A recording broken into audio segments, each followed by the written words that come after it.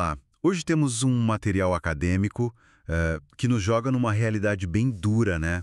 A violência escolar. Sim, um resumo expandido da Amped que tem um título já impactante: Máquina de Matar Professores. Exato. E parte de um caso bem específico, né? Numa escola do Rio.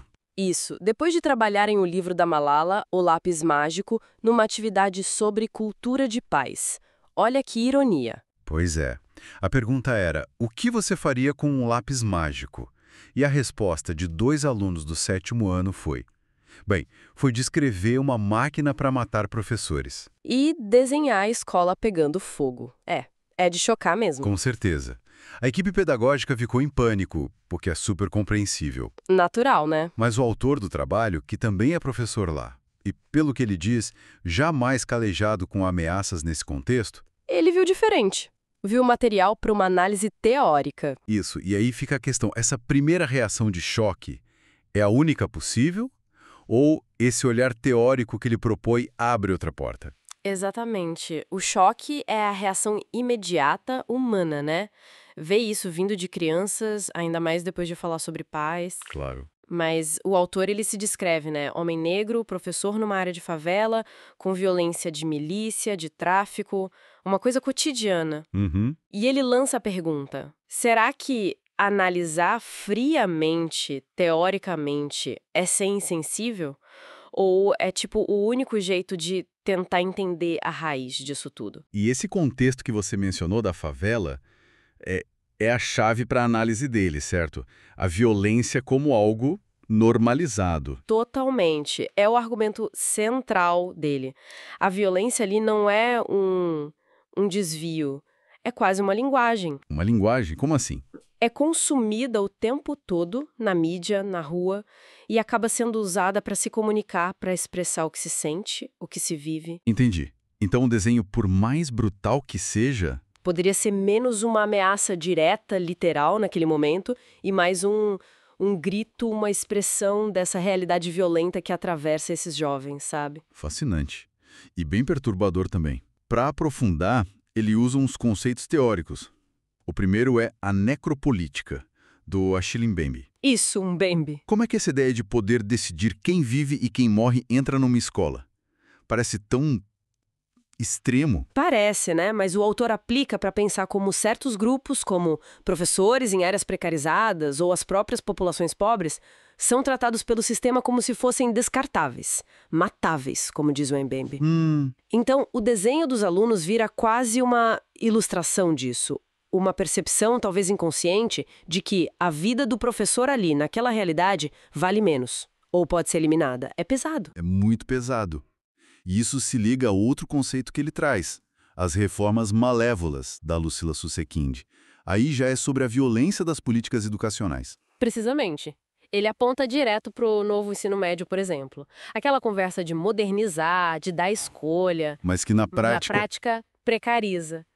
Menos tempo para cada matéria, professor tendo que se virar em 1000 escolas, umas eletivas meio questionáveis. esvazia o sentido da escola para muita gente, né? Exato. E aí a pergunta que ele faz é: por que essa violência do sistema, que afeta tanta gente, que moda o futuro, choca menos que o desenho dos meninos? Boa pergunta. Talvez essa sensação de que a própria escola já está matando eles simbolicamente, sabe? Tira o valor dela. E aí, bom, alimenta essas expressões mais radicais. Entendi a conexão.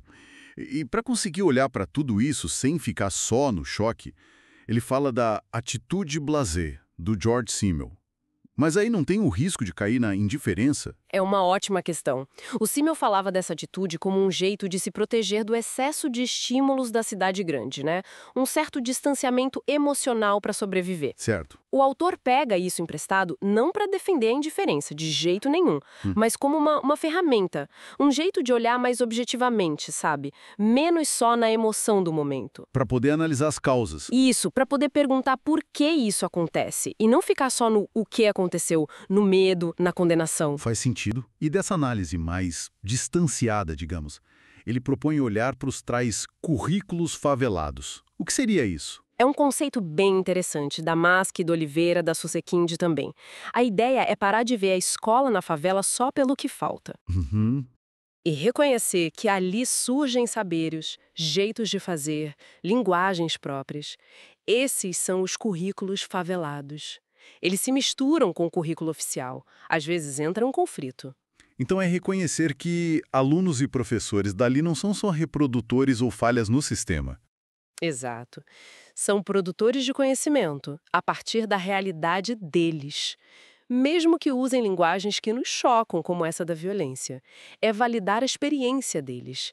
Resistir a uma escola que muitas vezes ignora quem eles são. Então a análise teórica toda não é para passar a mão na cabeça, mas para entender melhor e buscar outras saídas que não sejam só punir, transferir o aluno. Isso. A proposta não é ignorar a gravidade, mas usar esses conceitos para criar espaços de conversa. Discutir a violência do dia a dia, discutir o sentido da escola ali, as condições de vida. Construir pontes, talvez. Exato. Construir redes de diálogo não tem solução mágica, né? Mas é um ponto de partida para um debate mais fundo, que reconheça a complexidade e ouça o que os estudantes têm a dizer dentro do contexto deles. Fica muito clara essa tensão, né? A violência do desenho, explícita, chocante, e a violência do sistema, mais quieta, das reformas, da desvalorização, a tal necropolítica agindo. Pois é. A análise mostra que usar a teoria, essa atitude blasé bem entendida, não é desumanizar. Pelo contrário, ajuda a entender as camadas, a humanizar a situação para além do ato em si. E os currículos favelados. Lembram que a gente precisa escutar. Escutar de verdade, mesmo quando o que se ouve é difícil, é incômodo. Validar essas vivências. Fica então uma reflexão final para quem nos acompanha. Se essa análise nos convida a ver uma expressão violenta como, talvez, uma forma de comunicação moldada por um contexto de muita precariedade, de muita desumanização, que outras atitudes, que outros comportamentos em várias instituições que a gente logo de cara acha só problemáticos, só disruptivos, poderiam ganhar outro sentido se a gente olhasse para as pressões do sistema e para as realidades de quem os manifesta?